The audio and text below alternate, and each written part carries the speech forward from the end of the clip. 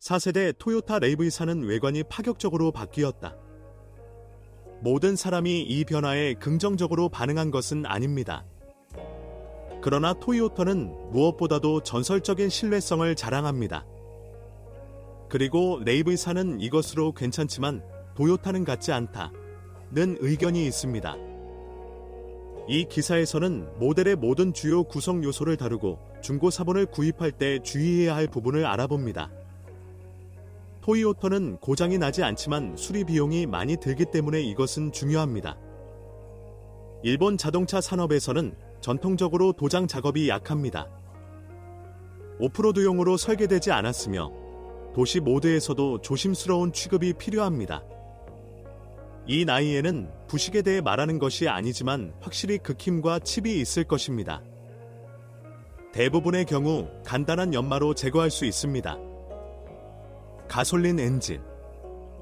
토요타는 전통적으로 테스트되지 않은 기술을 시리즈로 출시하는 데 서두르지 않으며 이는 엔진에도 적용됩니다. 그중 소수는 있지만 모두 신뢰할 수 있습니다. 그러나 신뢰성이 있다고 해서 구매 전 진단이 필요하지 않은 것은 아닙니다. 가장 문제가 없는 엔진이라도 인정 요소의 영향을 크게 받습니다. 고품질 자재를 사용한 정기적인 유지 관리는 유명한 토요타 신뢰성의 전제 조건입니다. 최적의 유지 관리 일정은 8에서 10,000km마다입니다. 2.0 가솔린 3ZF-E 146마력. 2차 자동차 시장에서는 토요타 레이브4X의 40의 90%가 가솔린 엔진으로 판매됩니다. 광고 2,370개 중 2,131개. 이 중 85%는 2리터 엔진을 사용합니다. 이전 세대의 크로스오버에서 이어졌습니다. 문제에서 펌프의 내구성이 좋지 않아 5만 마일 주행 후에 누출이 발생할 수 있습니다. 더러운 스로틀 밸브 또는 고장난 위치 센서로 인한 유동 공회전 속도, 조기 체인 스트레칭은 거의 발생하지 않으며 대부분의 경우 유지관리 불량이나 제조 결함으로 인해 발생합니다. VV 시스템이 차가울 때 노킹. 2리터 가솔린 엔진 레이브4 4세대. 유지관리의 품질과 빈도를 무시하지 않으면 엔진은 개입 없이 최소 25만 km를 주행합니다. 도시 주변을 여유롭게 운전하면 9의 10번지 리터의 휘발유 소비량을 충족할 수 있습니다. 2.5 가솔린 EARFE 180마력. 역동성 측면에서 좋은 옵션이지만 소비량은 2리터보다 2에서 3리터 더 높습니다. 펌프에서 누출이 발생할 수도 있으며 가변 밸브 타이밍 시스템이 추울 때 노크될 수도 있습니다. 그리고 그게 다입니다. 단점은 끝났습니다. 특히 고속도로에서 눈에 띄는 파워 리저브가 좋은 매우 안정적인 엔진입니다. 위에서 언급한 추가 배기관 형태에 대한 오해는 용접공의 도움으로 제거될 수 있습니다. 일부 지역에서는 공식 자동차 대리점에서도 이 서비스를 제공합니다. 구매하기 전에 내비기 언제 어디서 서비스를 받았는지 확인하십시오. 이는 토요타 엔진에 매우 중요합니다. 모든 엔진은 죽일 수 있으며 알루미늄 실린더 블록으로 인해 주요 수리 비용이 많이 듭니다. 라이너를 사용하여 복원하거나 계약 엔진 어셈블리를 구입해야 합니다. 가솔린 엔진의 경우 스로틀 밸브를 정기적으로 1년에 한 번 청소해야 합니다. 특히 연료의 품질이 의심되는 경우 첫 번째 징후는 부동 유유 속도입니다. 필요한 경우 직접 청소할 수 있습니다. 실행 순서는 다음과 같습니다. 스로틀은 스스로 학습함으로 딜러에서 조정할 필요가 없습니다. 디젤 엔진. 이론적으로 토요타 레이브4X40에는 4개의 D4D 디젤 엔진이 장착되었습니다. BMW가 생산하는 더 강력한 엔진인 126마력과 143마력의 2리터 엔진 2개, 그리고 150마력과 177마력용 2.2리터 2가지 버전이 있습니다. 그러나 실제로 판매 중인 디젤 레이브4 100%, 236개 중 236개, 에는 150마력 2.2L의 알파GV 장치가 장착되어 있습니다. 이에 대해 알려드리겠습니다. 2.2 디젤, eAgv, 150마력. 일반적으로 이 모터는 매우 안정적입니다. 당연히 그는 고품질 오일과 좋은 디젤 연료, 어디서 구할 수 있는지를 사용한 정기적인 유지 관리를 좋아합니다. 브랜드 주유소가 많은 대도시에서는 이것이 더 쉽습니다. 그리고 지역에서는 연료 장비의 서비스 수명이 크게 단축될 수 있습니다. 연료 품질이 낮기 때문에 디젤 토요타 랩의사는 미립자 필터 없이 러시아 시장에 공급되었습니다. 정기적인 청소가 필요 없다는 점에서 장점이 됩니다. 하지만 이지열 밸브는 탄소 침전물로 인해 정기적으로 세척해야 합니다. 이 엔진을 사용하는 이전 세대의 랩의사에서는 실린더 헤드 게스킷이 파손되는 문제가 매우 흔했습니다. 고장은 심각하고 비용이 많이 듭니다. 제조사에서는 다음과 같은 수정을 통해 이를 제거하려고 했으나 문제를 완전히 없애는 것은 불가능했습니다. 4세대 랩의사에서는 가스켓 교체와 실린더 헤드 연삭이 발생할 가능성이 있습니다.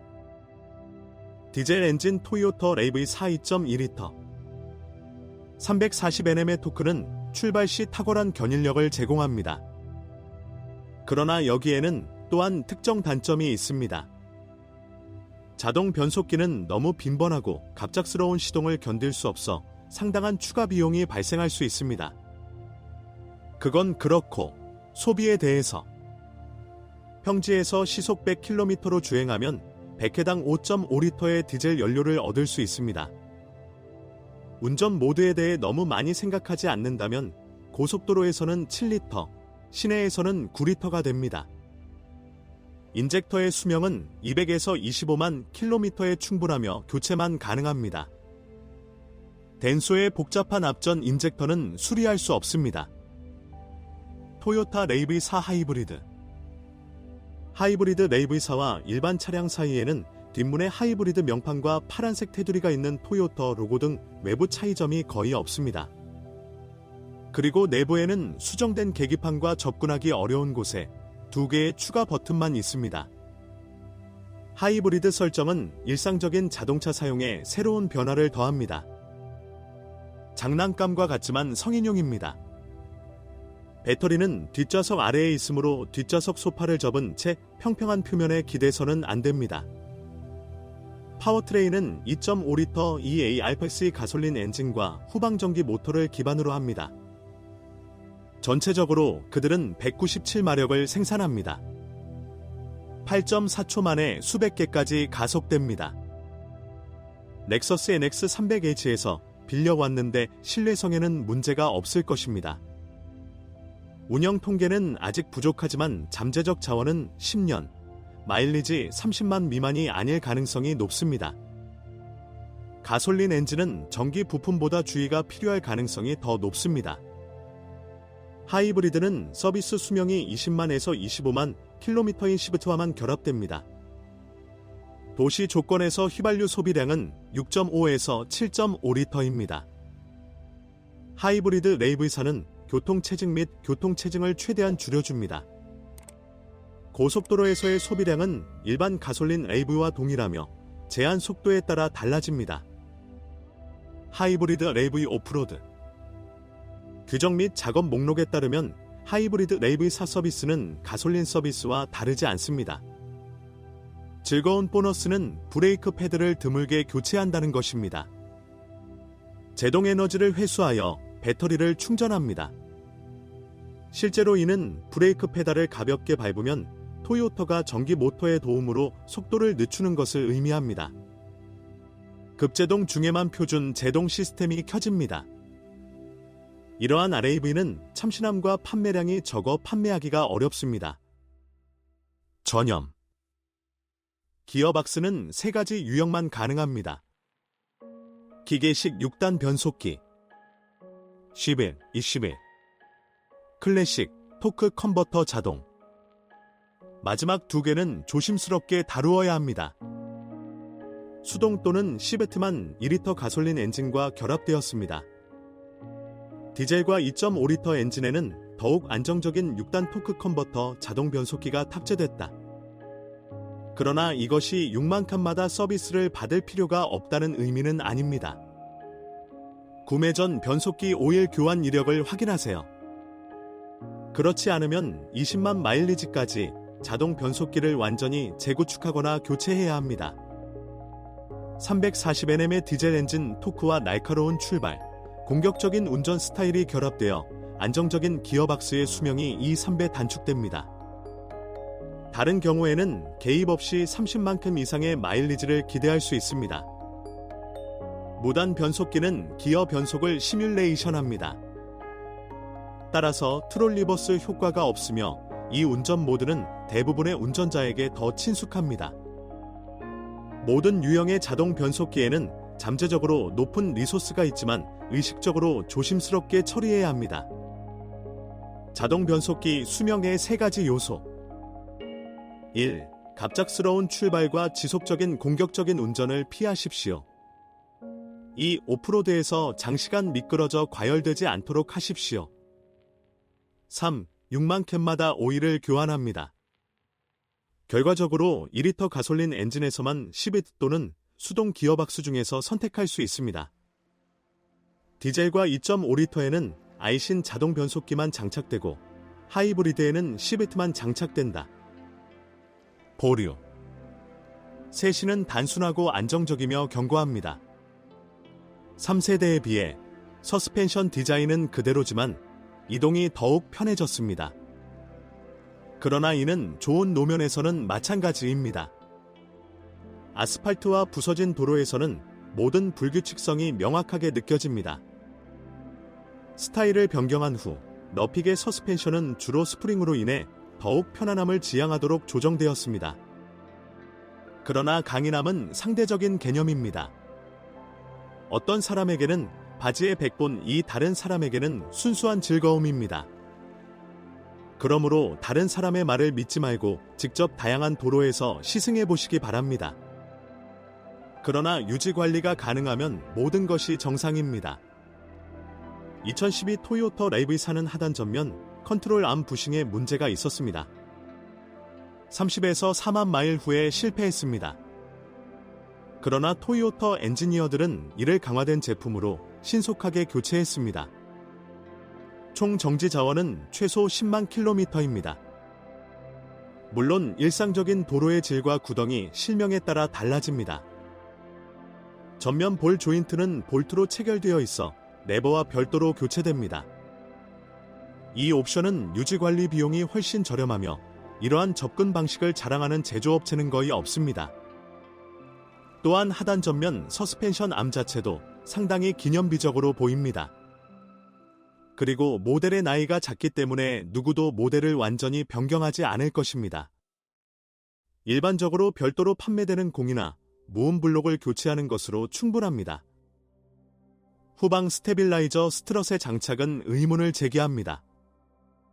너트가 있는 끝부분은 레버 아래로 5cm 돌출되어 있으며 가장 낮은 간격에 위치합니다. 따라서 오프로드에서 손상을 입히는 것은 어렵지 않습니다. 러시아 및 스위스 국가의 경우 RAV4 4세대에 수정된 서스펜션이 공급되었습니다. 유럽과 달리 기타 충격 흡수 장치, 기타 스프링, 더욱 강력한 안정제, 즉 개발도상국을 위한 전통적인 나쁜 길 패키지입니다. 오프로드. RAV4는 오프로드용으로 설계되지 않았습니다. 오버행이 크고 자동 변속기 과열에 민감하며 차동 잠금 장치가 없습니다. 그러나 높은 지상고와 사륜 구동은 겨울과 도로의 열악한 구간에서 부인할 수 없는 이점이 될 것입니다. 자동차의 크로스컨트리 능력은 주로 스티어링 휠과 엔진 사이의 게스킷에 따라 달라집니다. 따라서 숙련된 운전자와 함께 네 번째 RAV는 어려운 곳에서 운전할 것이며 초보자가 가벼운 오프로드 조건에 대처하는 데 도움이 될 것입니다.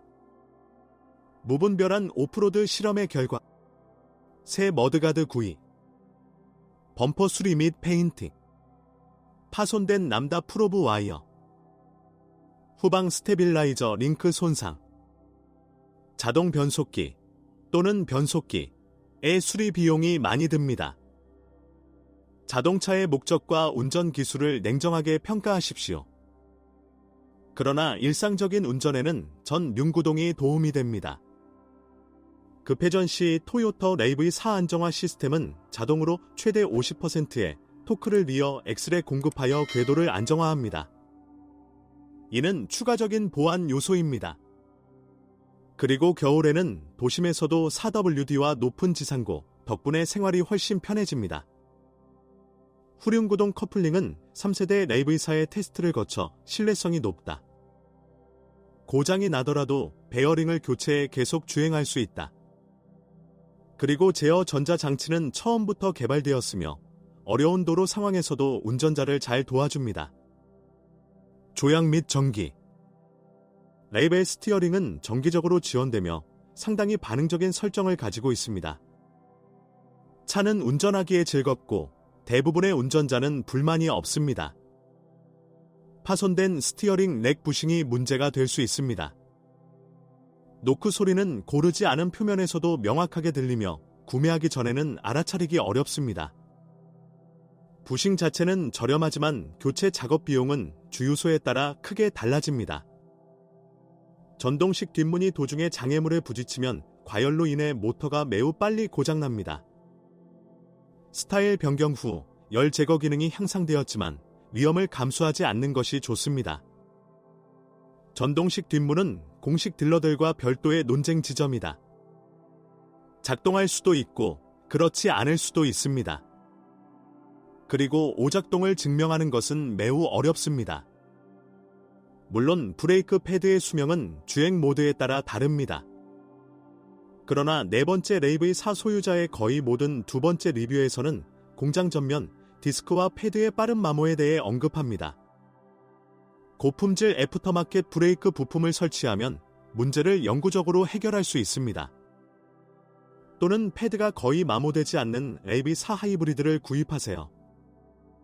4세대 토요타 레이브4는 논란의 여지가 있는 자동차다.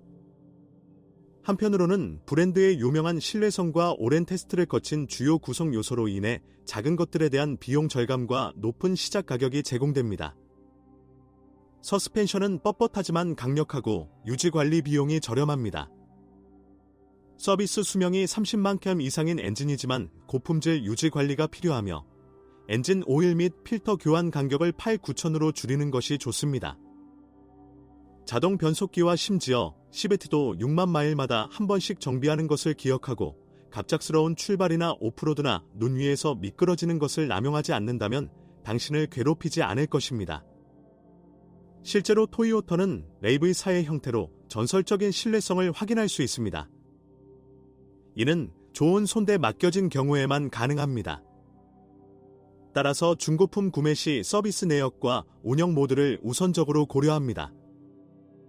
후자의 경우 오프로드에서 차를 죽이고 신호등에서 첫 번째가 되려고 노력했다는 사실을 인정하는 사람은 거의 없습니다.